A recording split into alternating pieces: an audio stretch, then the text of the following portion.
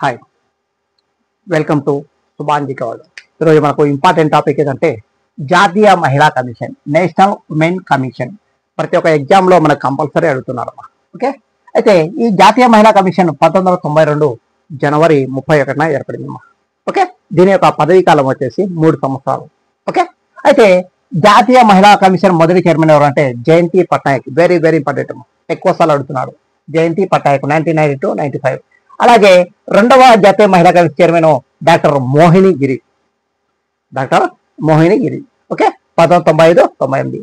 మూడవ మహిళా commission chairman అంటే విభా పార్థసారథి 1999-2002. ఓకే, ఇక ఏడవ మహిళా కమిషన్ చైర్మన్ లలిత కుమార మంగళం 2014 నుండి 2017 వరకు ఉన్నారు.